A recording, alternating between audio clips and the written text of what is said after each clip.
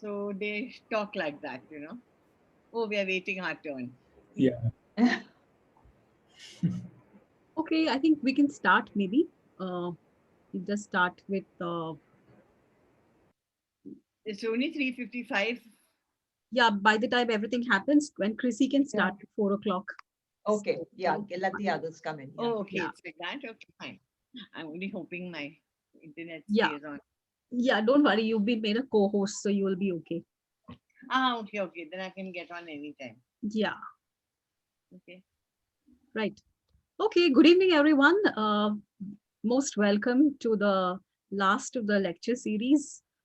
This is the online series that we initiated during the lockdown, and because the lockdown has provided this opportunity for all of us to listen to scholars from different parts of the world, we took this as a great opportunity to engage with various scholars, and it's great that we managed to get 4 speakers, and we have with us Dr. Chrissie Da Costa, who will be introduced very soon. The best part of the lecture series is the fact that we have uh, managed to revisit our friends, our alumni, um, and many of our retired staff who have also managed to join us in all these sessions. So that's uh, the best part of meeting this way. And with Chrissy, it's almost like homecoming. And we're very glad that Chrissy is with us. And I'm sure you will recognize many of your former students and, of course, friends who are here to support. So thank you, Chrissy, for joining us. And I'd invite Dr. Fleur de Souza, the former head of the history department, to introduce Chrissy. And thank you, Fleur, once again for joining us. Over to you. It's always a pleasure to meet all of you, and it's my privilege to introduce Dr. Chrissie Da Costa. Her credentials go as follows. She is the Academic Skills Advisor. Since we haven't heard of her for a long time, she's the Academic Skills Advisor at the University of Suffolk in the United Kingdom. But today she's going to talk about the unusual but relevant theme, decolonizing our minds. It really requires a little bit of thinking.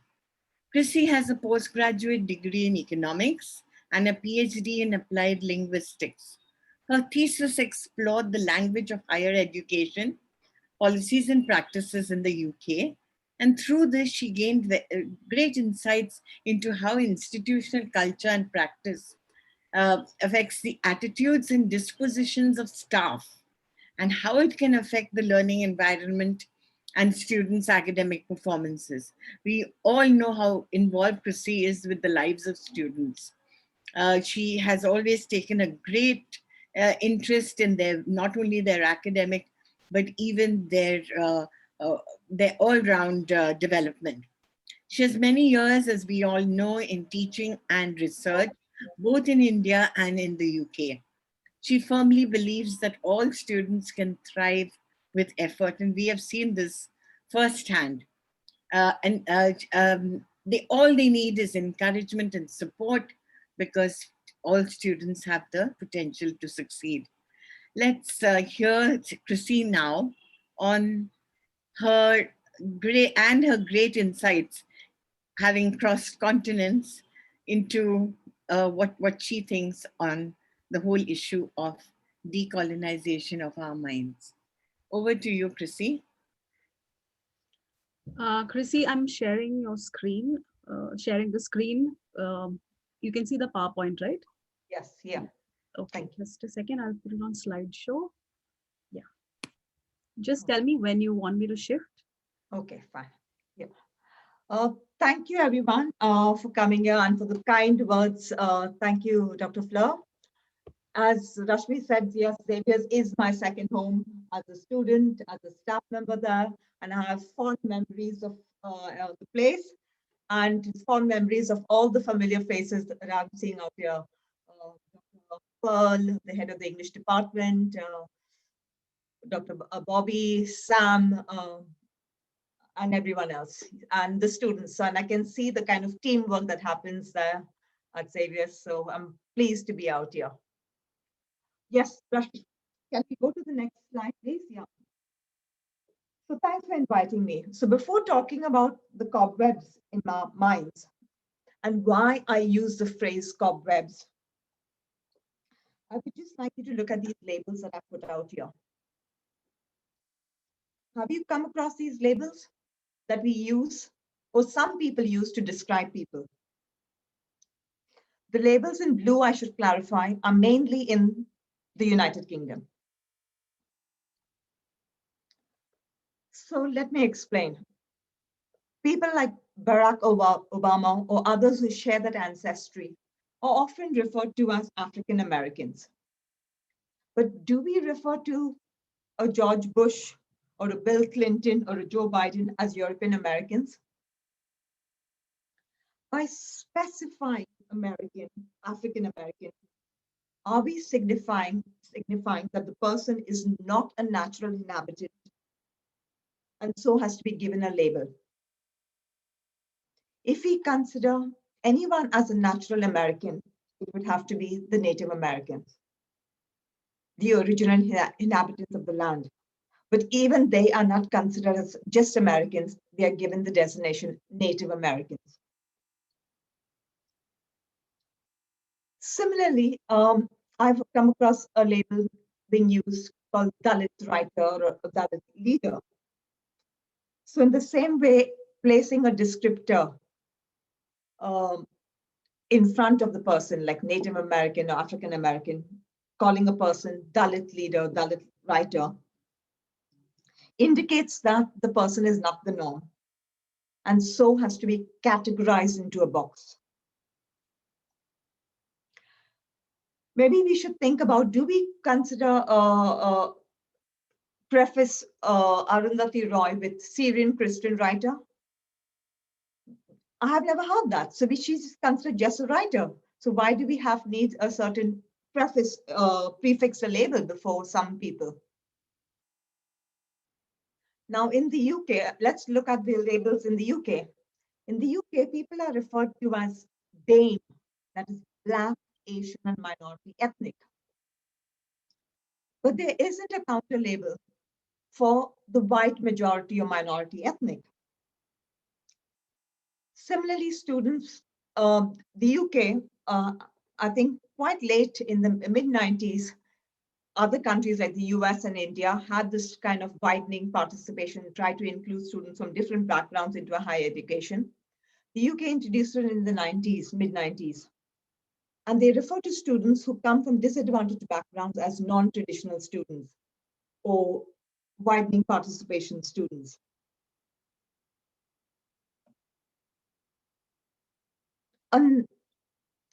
Another label that I've encountered, and I think many of you would have, is Islamic or Muslim terror.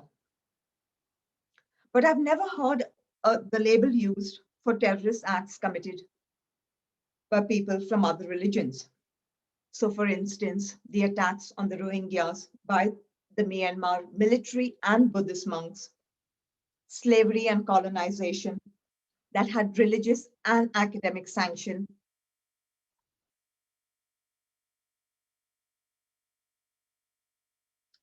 and more recently, the attack on Capitol Hill in the US. Do we refer to the perpetrators of that crime, of that attack, as Christian terrorists? No, we don't. So we need to think about why we have come across some labels, or what does the presence of labels and the absence of others reveal?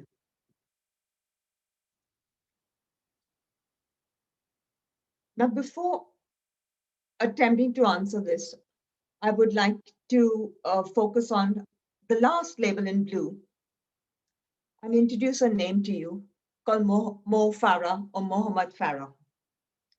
He's a double Olympic, double gold medalist.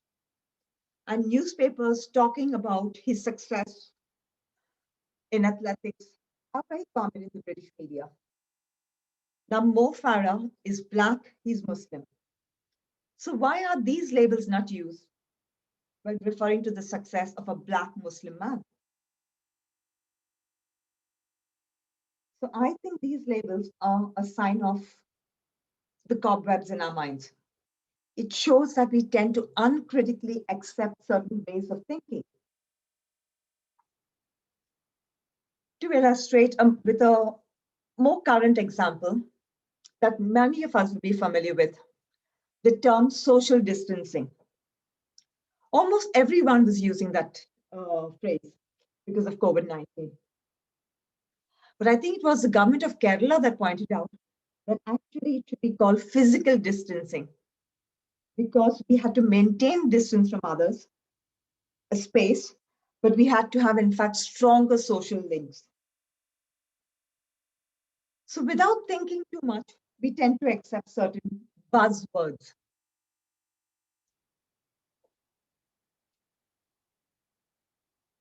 Another label or phrase or phrases is homophobia or Islamophobia. And it always puzzles me because in my understanding, a phobia is an irrational fear of something. So by using the term phobia for homophobia or Islamophobia, we seem to be not pointing out that this phobia towards Muslims and gays stems from a hatred rather than a fear.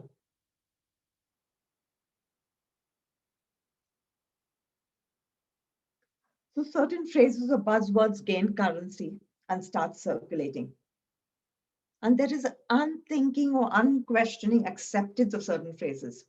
And this is called disconsciousness. We could go to the next slide, Rashmi. Thanks. Now, disconsciousness is not a phrase that I've come up with. It's a term that I've acquired through reading the work of Joyce E. King.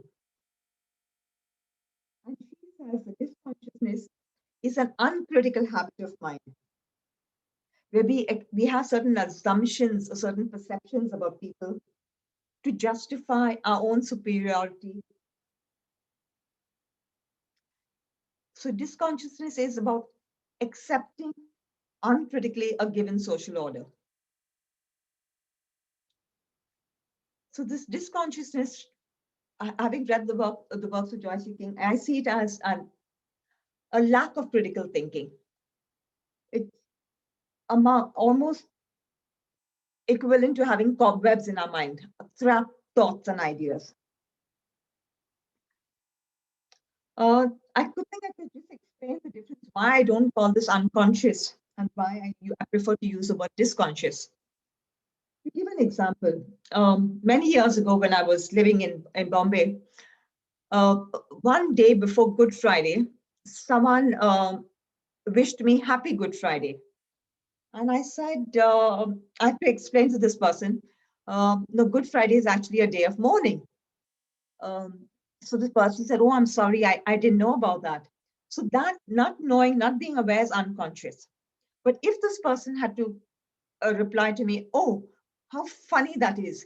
You should call it Sad Friday then. Why Good Friday? That would be disconscious. So not willing to accept or to understand is disconscious.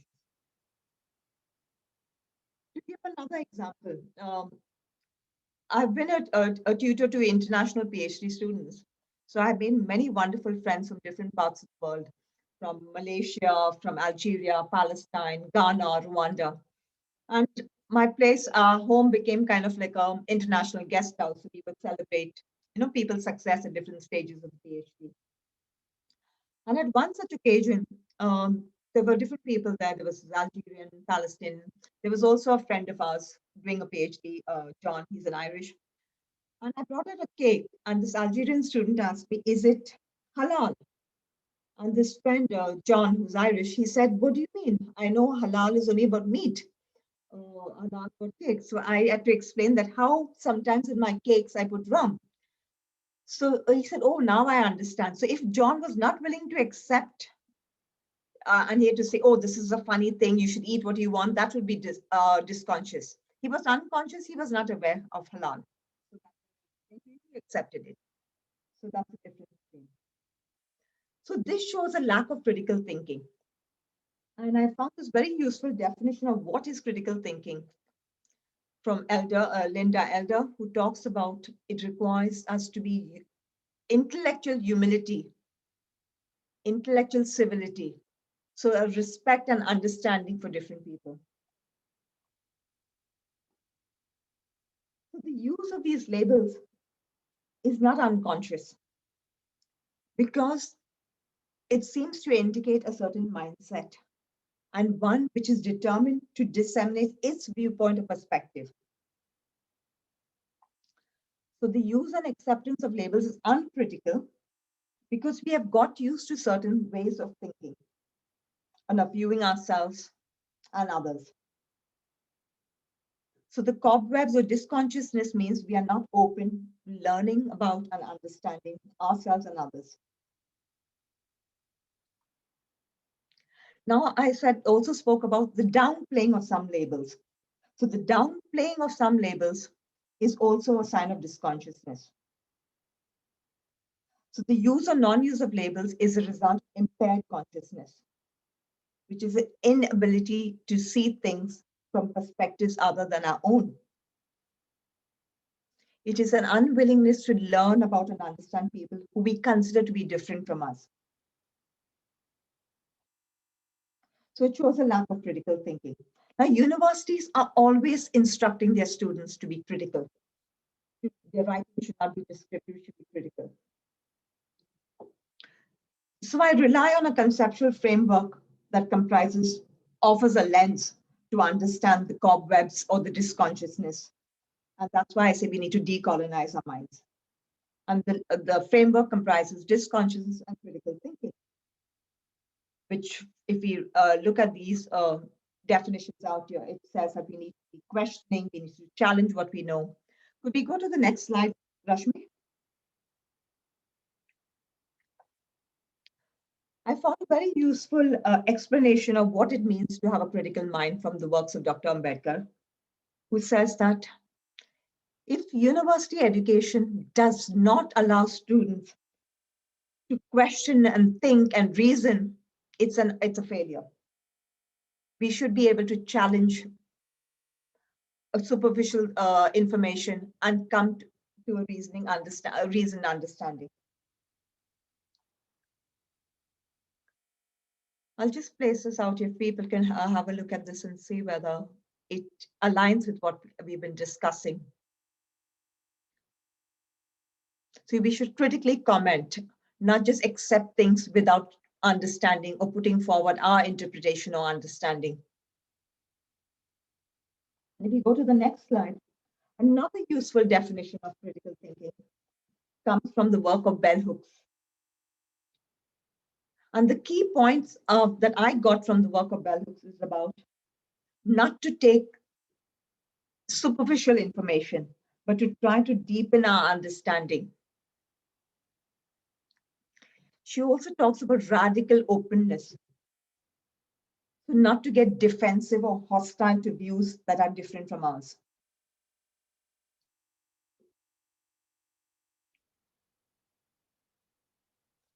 So let me introduce you to another person on the next slide.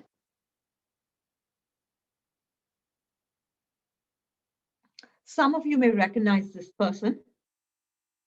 She's an actor in the UK on stage as well as films and television.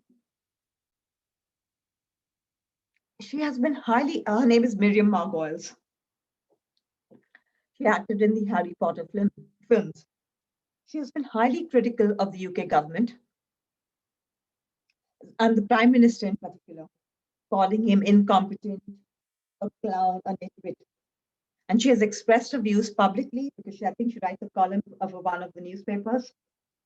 Now, there are some people who have supported her, agreed with her. There's some who have criticized her. But there has been an acceptance that these are her views, and she is allowed to express them. And so she has not incurred any threats or insults.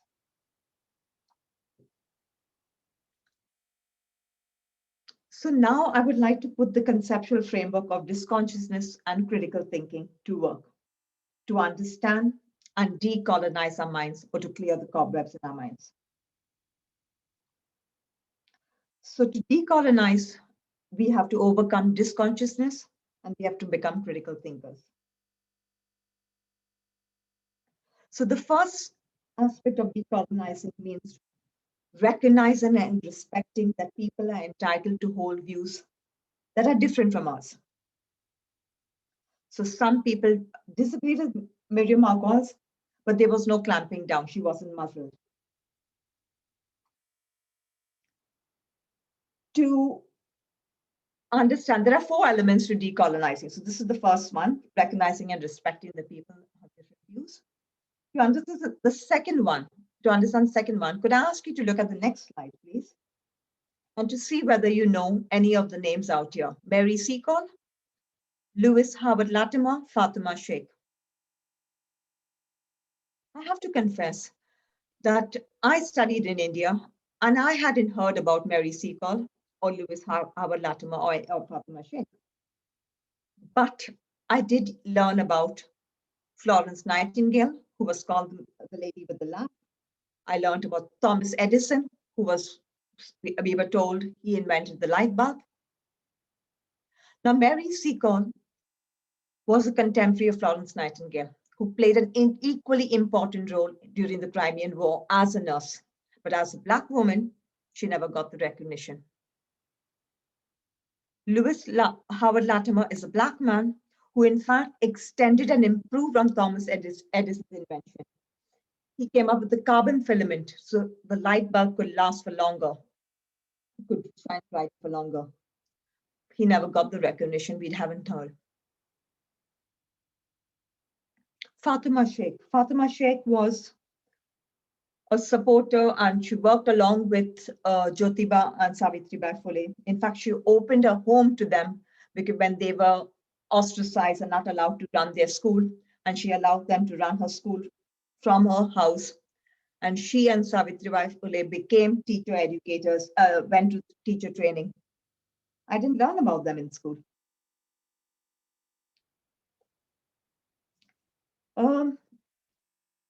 Could we go to the next, the clip, Rashmi?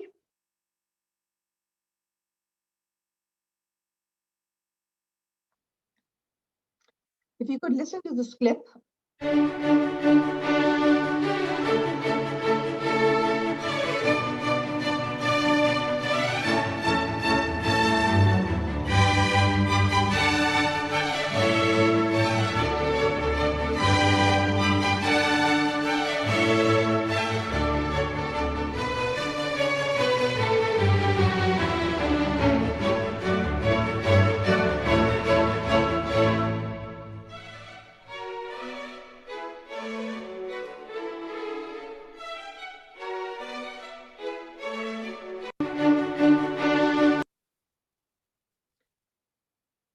Thanks. Rashmi, you're muted.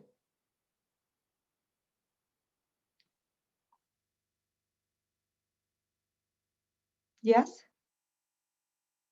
Were you saying something, Rashmi? I said people can't see it, so I'm just playing it again. Okay. Can you see the screen now? Yes. Yeah, okay.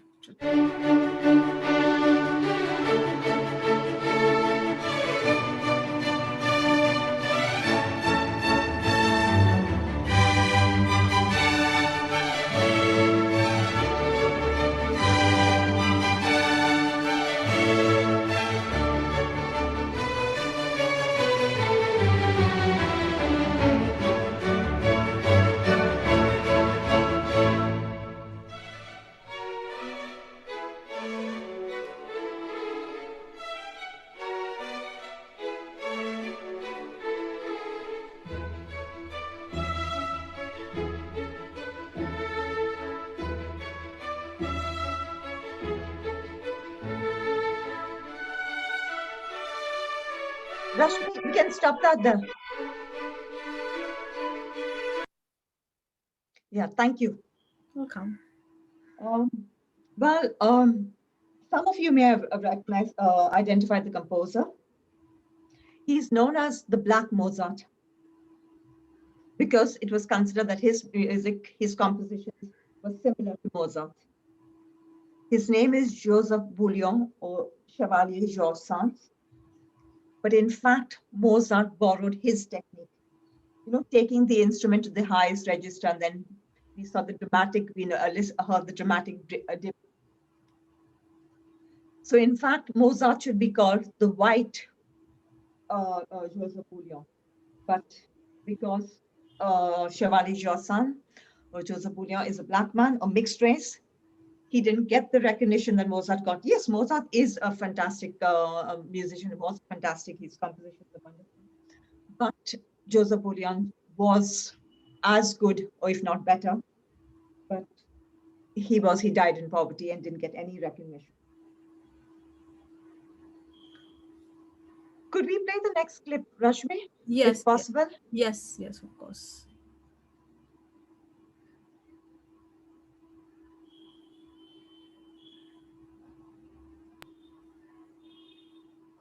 Yeah, can you see the screen, all of you? Yes.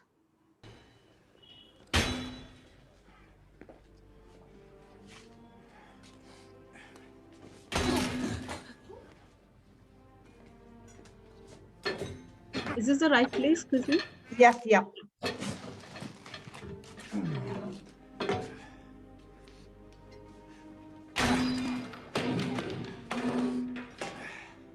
There we have it.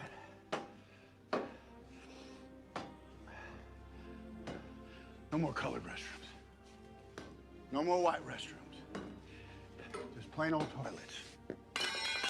Go wherever you damn well please. Preferably closer to your desk.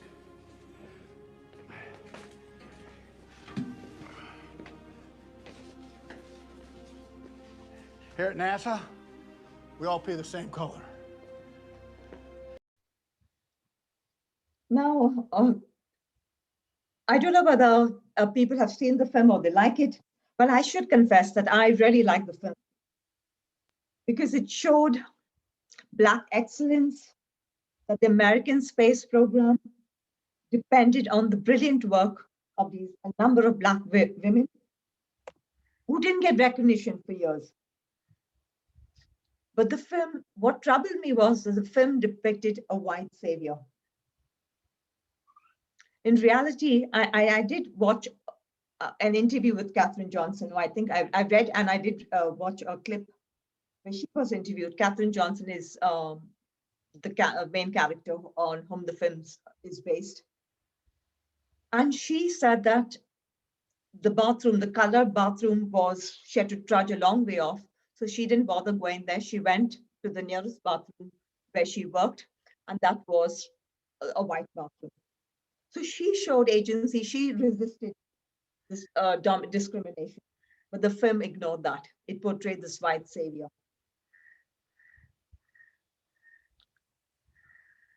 Recently, I became aware of another film called Ardh Satya. And thanks to an article written by Rahul Gaikwad in RTI, that's Roundtable India for an Informed Ambedkar Age. And Rahul Gaikwad says the film is about an upright police inspector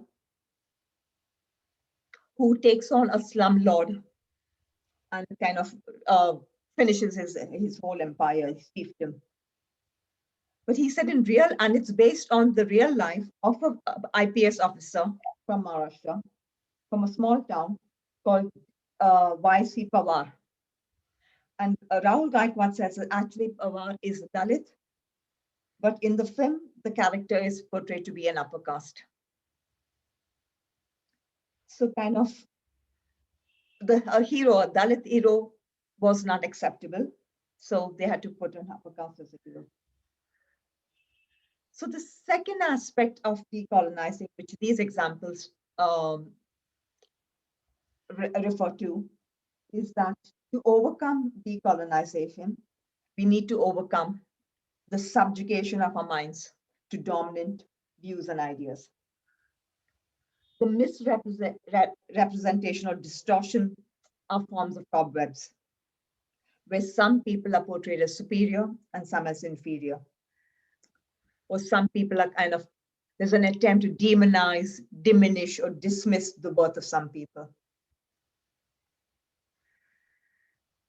So we've covered two aspects. Let's look at the third aspect of decolonizing. I'd like to share, can we go to the next slide? I'd like to share an anecdote.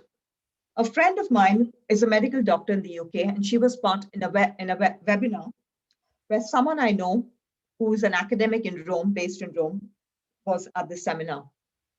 So at the start of the seminar, people were asking what's the situation like with lockdown and COVID in Rome. And this person, this academic in Rome said, oh, we who live in cities which are flooded throughout the year with tourists are so lucky to have our cities back to ourselves.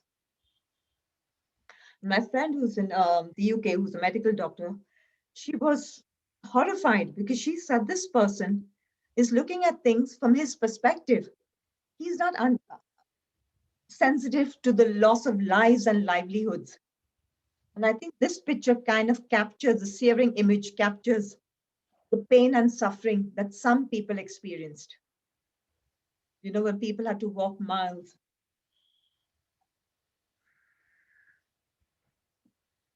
You had also environment groups talking about, oh, how nice the air quality has improved. But, you know, little understanding of the lives of millions of working masses. Could we go to the next slide, please, Rashmi? Yeah. Yeah. I don't know if anyone recognizes this person. If there are any football fans, anyone who follows the English Premier League, well, I'm not a fan, but I'd like to talk about Marcus Rashford. He's 22 years old. He's a professional footballer, plays for Manchester United. But since May 2020, he became famous for something else, for talking about poverty of children in the UK. I'm not sure how many of you idolize Indian sports stars such as cricketers. I know some people worship them. I don't. But have you ever heard of a Sachin Tendulkar expressing concern about the poverty and malnutrition of millions of Indians? I remember some years ago, he did appeal to the then government to get a waiver and exemption on paying tax on a foreign car, but not about his own personal wealth and glory. Now, Rashford could have just focused on concentrated on his football career. They make millions, these celebrity footballers, professional footballers in the UK. But he chose to look beyond his immediate personal interests. He spoke up, challenged the government to provide free school meals to children living in poverty in the UK. He mobilized his friends and family, spent his own time and resources. So he spoke about other people and their plight. And speaking about other people and their plight reminds me of India's role in condemning the apartheid regime in South Africa. India was the first country in 1948 to raise the issue in the UN about the brutal oppression and discrimination. And in solidarity with the oppressed people of South Africa, India refused to have diplomatic relations with the South African regime, the apartheid regime. And so Indian passports were stamped all countries except the Republic of South Africa.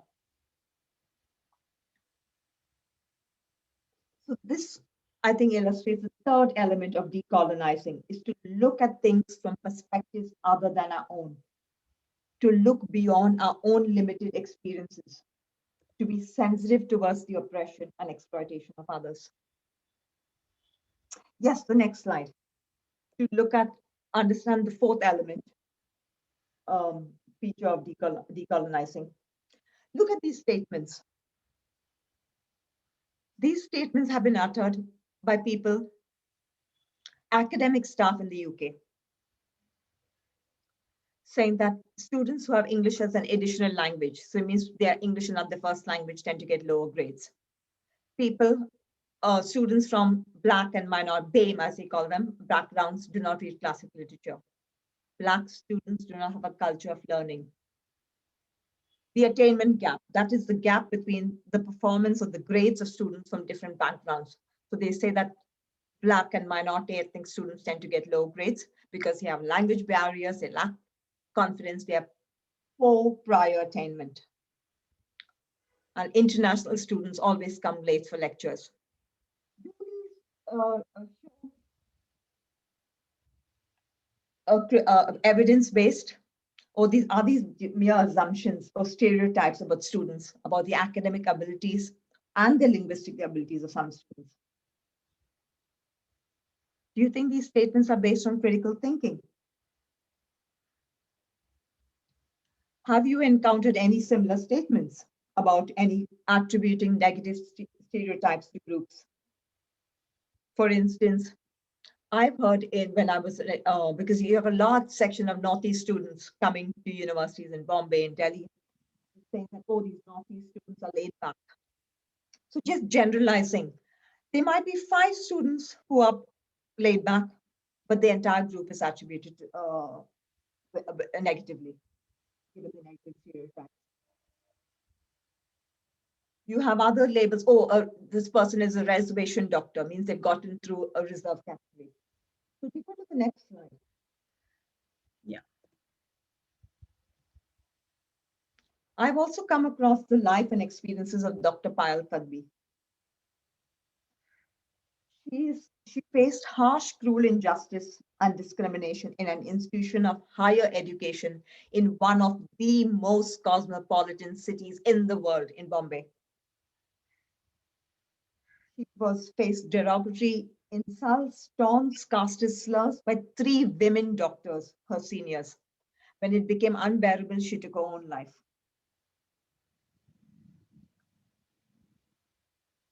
Could we go to the next slide? I've come across this other person, Dr. Maruna Murmu, an associate professor at Jadavpur University. She faced casteist abuse on Facebook. She was accused of being incompetent because she is a member of the scheduled tribe. And the reason for that was because she said, we shouldn't have in-person exams for the final year students because during the pandemic. And the student replied, how would you realize what a life of a general candidate student is? You are a quota professor, a meritless, worthless person. Now, if this is a student's attitude towards a lecturer, you can imagine what it would be towards students. So there seems to be a certain perception, a certain false assumption that students coming into university from disadvantaged backgrounds, widening participation, first-generation learners who have no family experience of 80, are lacking in academic ability, are somehow deficient. You saw the statements made by academic staff in the UK. Well, these myths persist despite tons of evidence that there is no difference in the abilities of students from different social groups. Research evidence and my own academic shows that there is academic ability is universal. And this is what I found through my own research and teaching experience. The 2 extremes of excellent academic work and terrible academic work do not exist. We are all in different stages of development. The more we practice, we get better. And this is not just me saying it. As I said, there is research evidence. If you look at the next slide, you can see what Dr. Ambedkar said. So that everyone has the intellect, but it needs to be nurtured. It needs to be nourished. And a similar point was made by Antonio Gramsci, the Italian Marxist who was jailed by the fascist regime there. And he said that everyone is an intellectual. Non-intellectuals do not exist. So there are 2 aspects to if some students perform poorly. One is the access to resources. Some of us can buy merit. We can go through coaching classes and increase our so-called merit. And also the hostile environment, the disdain that some people face. I'm reminded you of the work of a teacher educator in the US. And she said the poor performance of African American students is because there is a poor quality curriculum where they do not see themselves reflected in the curriculum. Poor quality instruction, poor quality teachers. The teachers have mindsets and attitudes which look down upon students. and limited resources that they have had access to. So that leads to poor performance. There have been other studies by Thomas Weisskopf, who studied affirmative action in the US and in India. And he spoke about the immense obstacles that students face. But if, on the other hand, they are in a stimulating academic environment, their performance improves. So, when you have the disdain, you feel a sense of alienation, you feel you don't belong. Other studies show that when there is a sense of alienation, students do not have a sense of belonging. That affects their self-worth, their self-esteem and confidence. So it's not that there is a gap, and this is what I've been battling with the university sector, to say that they talk about the attainment gap. And I said, no, we need to reframe the debate and talk about the degree awarding gap or the barriers to attainment. So the gap puts the focus on the students are deficit in some way. If you talk about the degree awarding gap or the barriers to attainment, that puts the focus on, it shifts the focus onto the institutional failure to allow all students to perform as per their potential. Other researchers who have mentioned this point about in the UK, Gilborn and Mirza, who said that these scores only show their performance. It is not a reflection of the potential, the unrealized potential of students. So coming to, that's the fourth point of decolonizing our minds or clearing the cobwebs, is to get rid of the stale ideas or ways of thinking, to be aware of the misconception of false assumptions about people and their academic abilities that are circulating. Because one, it affects people, it affects their performance, and it also shows us as lacking in critical thinking. So the final point I want to make is, why do we need to decolonize our minds? Why do we need to clear the cobwebs in our minds? We need to do that so that everyone has a sense of belonging, everyone's worth is recognized. To resist, we need to decolonize our minds to resist domination, discrimination, and racism. And we need to show ourselves as critical thinkers. So that's my final point, and I'm open to any questions or any suggestions or any clarifications. Thank you all for listening.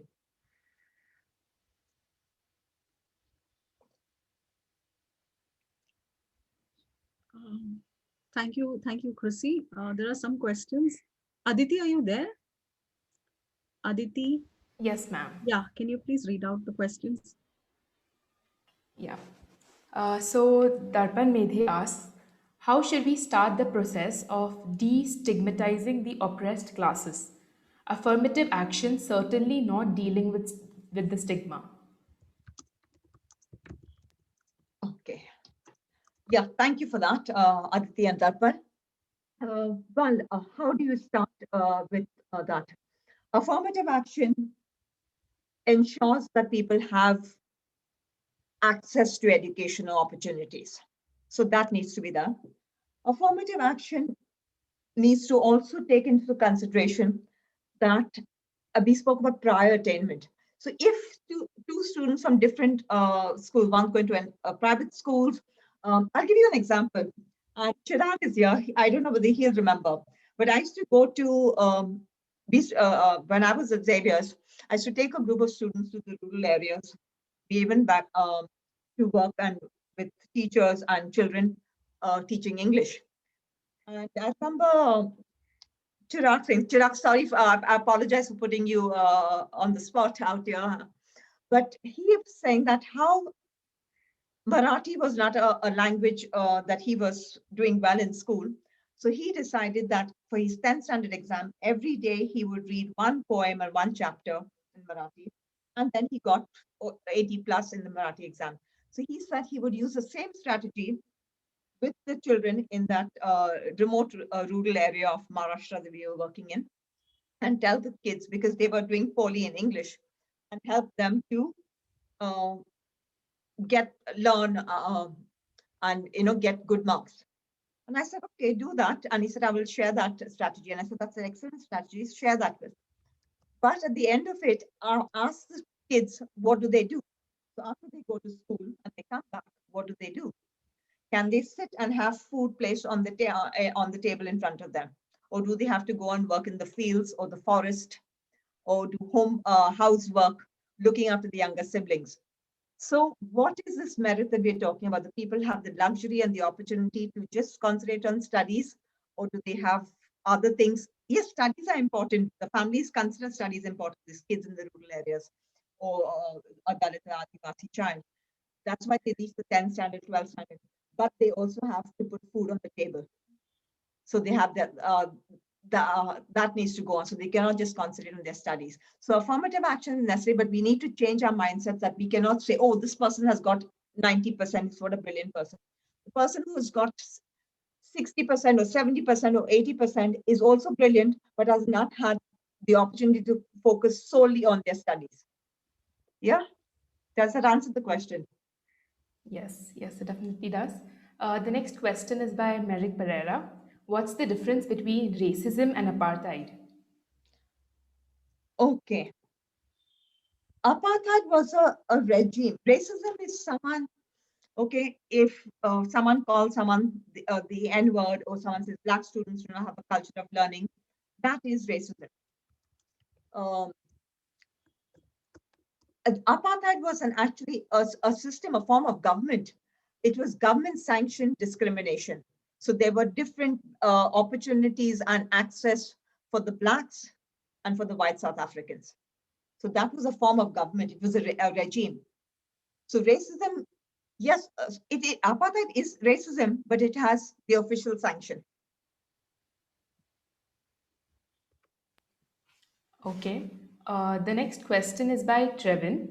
After acknowledging various viewpoints, how can we build consensus among persons? How can you build consensus? Well, consensus is difficult. I mean, as I said, I've been battling with people to get them to change how we frame the debate about attainment gap or degree or labels.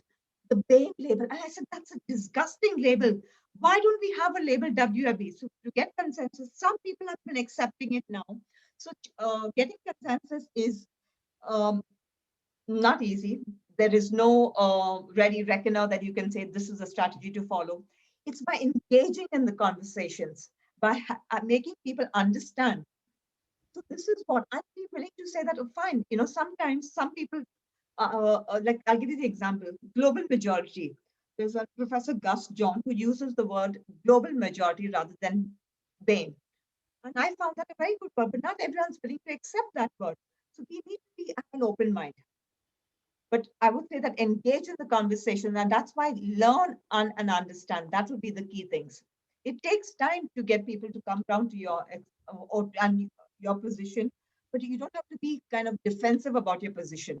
You've got to look at things for why are people resistant to certain views and ideas. Okay. The next question is by Anshul. First, I'll read out a quote and then I'll ask the question. One of the shabbiest of all intellectual gambits is to pontificate about abuses in someone else's culture and to excuse exactly the same practices in one's own. This was said by Edward Said. The question is, how do you see this in reference to Indian upper caste students becoming decolonization experts when they reach US or Europe and at the same time deny the regressive practices back home in India? Is decolonization only meant to criticize the Western imperialist colonialist world? Yeah. Okay. Interesting question.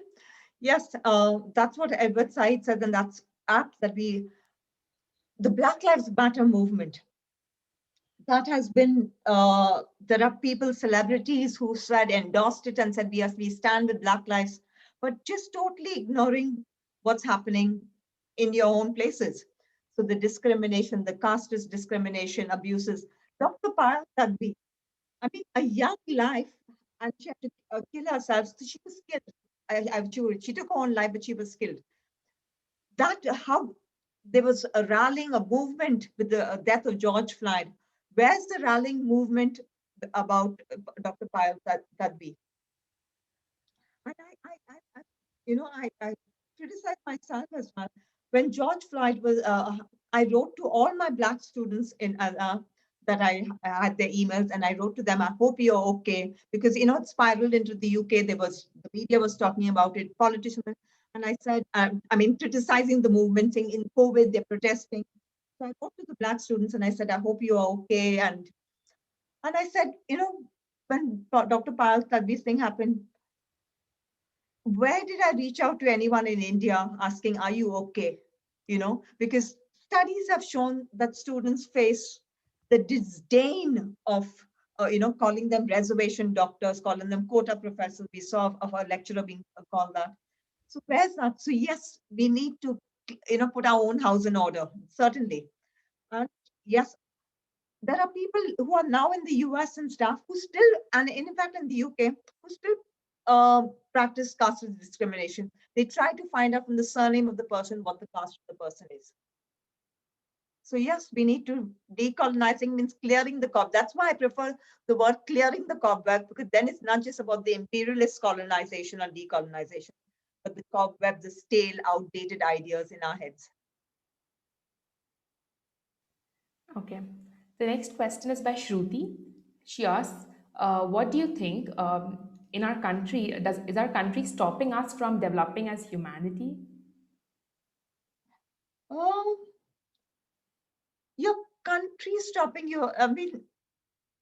This is where the country is one thing. You are all part of the country. Yes, there are struggles going on. There are people out there who are struggling, who are battling and bringing about change.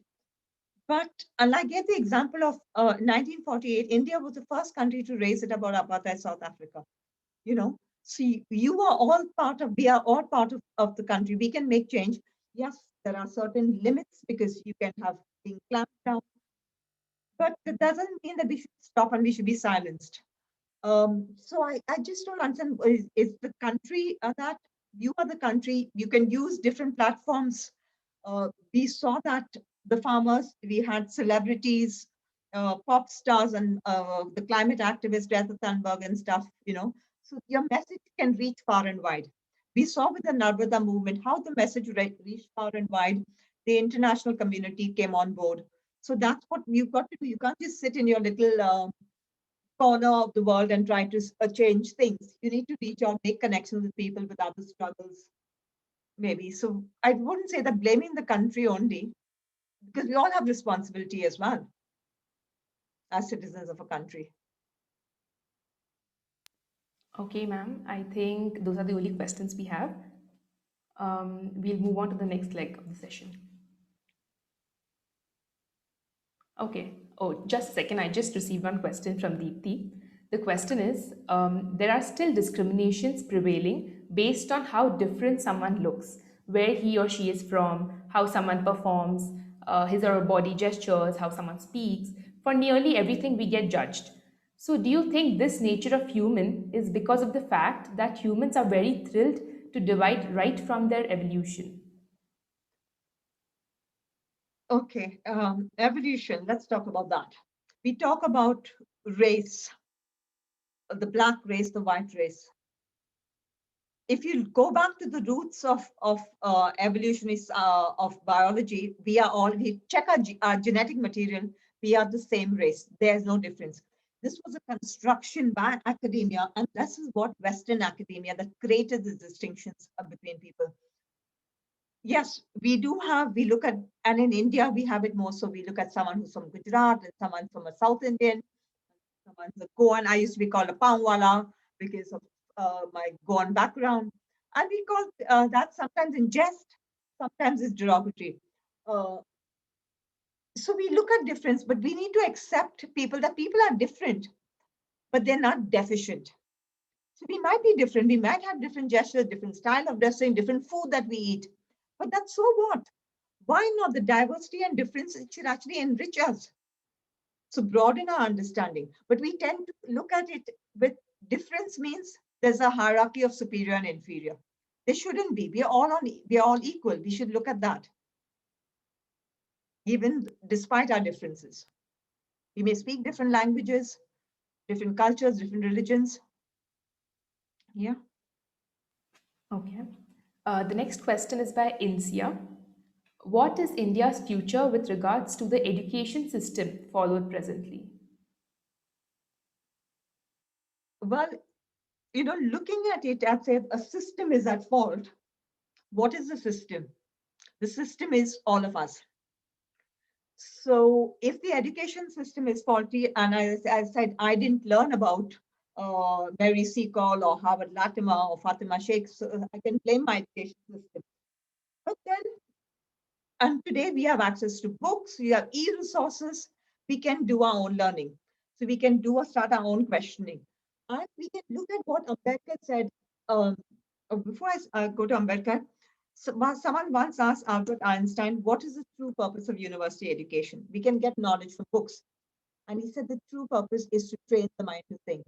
And that is similar to what Ambedkar said. University education should make people not just bombard people with facts and information, should encourage students to question, to understand, to go deeper.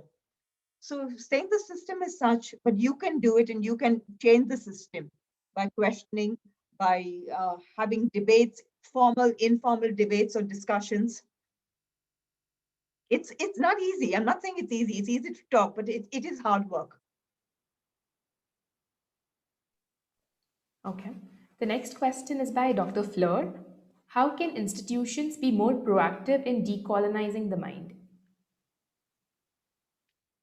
Well, I think what you are doing out here of having discussions and debates, we may not agree on everything, or you may not agree with everything that I've said, but the fact that we're having this discussion this is one way.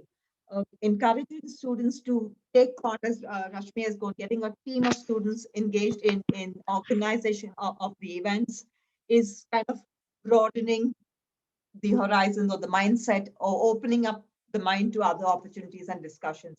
So institutions could do various things, collaborating with other institutions, and as that's one way. If you have the opportunity or the freedom to go beyond the prescribed syllabus, that's one way. And this is, as I said, I don't have the ready answer. These are things that we can explore further and look into. Thank you. There's one more question. It's by Mozart. There is awareness about colonized minds in the current circumstances today. Will colonized thinking get over after 2-3 generations, or will it have to be addressed for a longer time? Okay, let's talk about when we are talking about racism and the pandemic.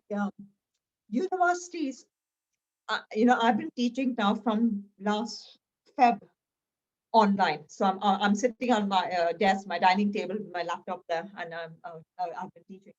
And how quickly universities adapted to this pandemic, the coronavirus pandemic, and got online systems going. Uh, uh, so quickly we adapted. But the pandemic of racism and discrimination has been going on for ages. But where's the quick response that has been there? So we need to be more proactive. We need to, and this is what I've been saying that.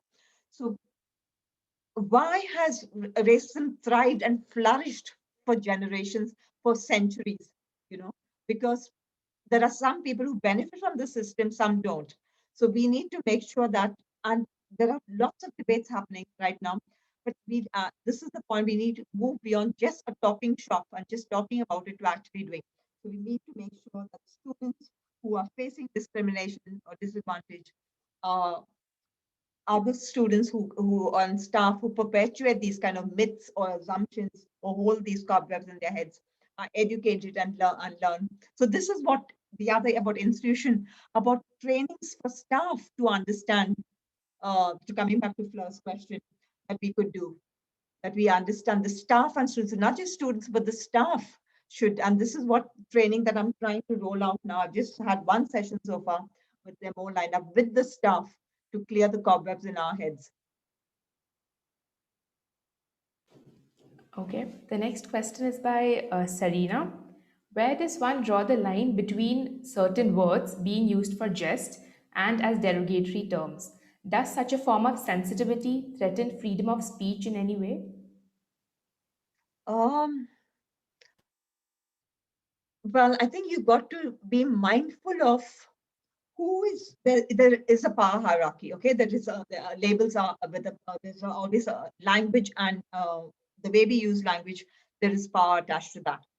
So I'll give you an example. Okay, when I was in my Hindi is terrible. Rashmi laughs at me. I know there are other staff members who laugh at me. Medha ma'am, the librarian, used to laugh at me when I speak Hindi. But when I would go to the rural areas and I would speak Hindi very boldly and confidently, but the people over there would not criticize or laugh at me. They would not be in jest, and I would be that. So this jest was with my friends. I understood that that it was a jest. But if someone in authority said that and pulled me up and said that, like, in the same way as people say that, oh, your English is terrible, when someone in authority says that, it really diminishes you. When friends say that, you know that they're joking and they're laughing at you. But when it's said that there's a power hierarchy there, there's a domination there, then it becomes troublesome. So we got to be mindful of that. So I would never criticize. I never criticize anyone for their English, but because I have staff coming to me and saying that, lecturers have told me, other lecturers have told me, English is my second language because a European student, so I need to improve. And I said, we should be looking at students. Now, when a staff member tells a student that, they're really, it's dismissing, diminishing the student.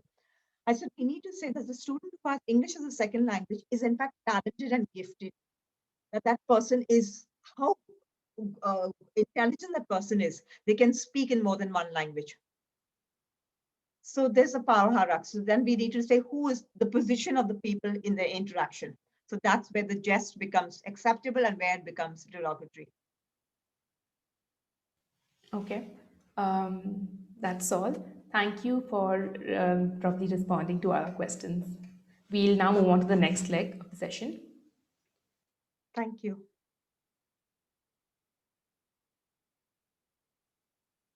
Rashmi, you're muted.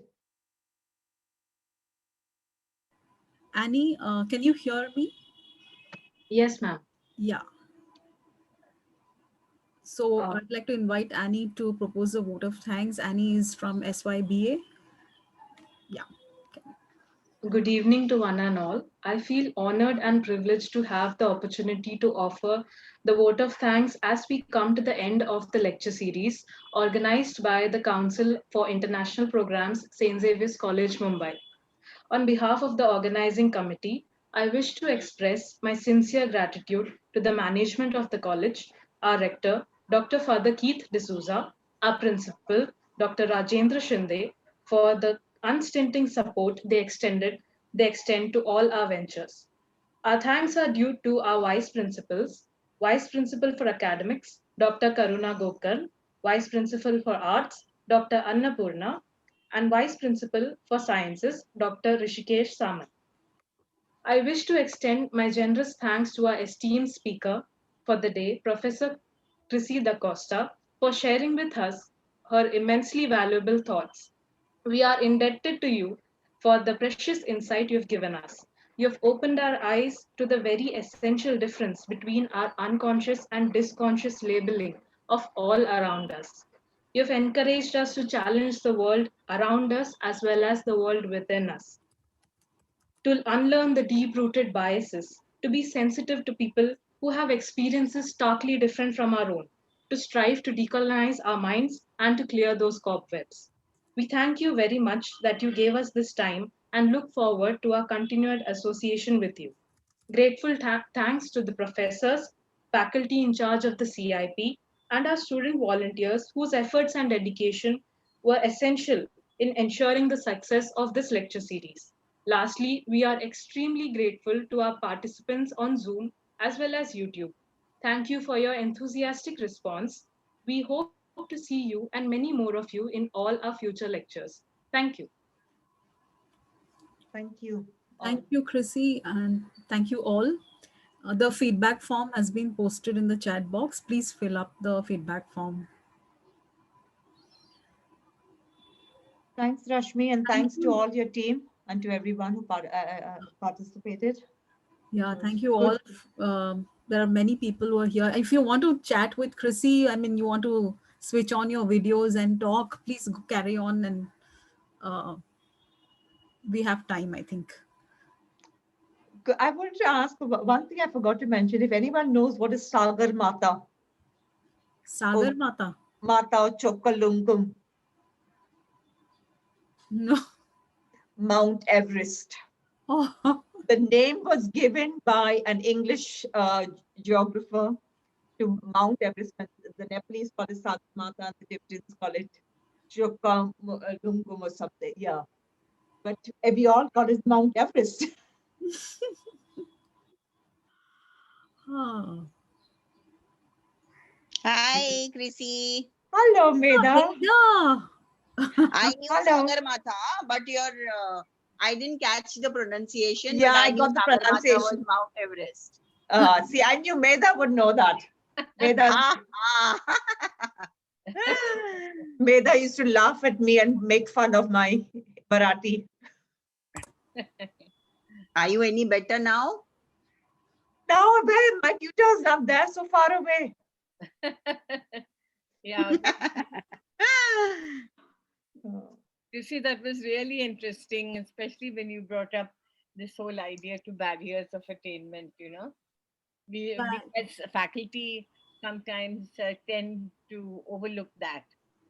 Um, and, you know, we put the blame onto the student and not realizing that there are other very, very serious systemic factors that fashion the student the way Yeah. he or she approaches. I'll never forget there was this one student, and I had sent him to interview an ex IPS officer. And he said, "Ma'am, what am I going to do? I will never be able to open him up." I said, "You have to go. It's part of your project. You have to go and interview him." "No, I can't. I can't." "No, you. I said, "The others are going. You only have to go along now." "But what will I do? How will I approach him? He's such a big man." So I said, "Listen, it's not my project. You're getting marks for this. You have to go." He went. And believe me, he came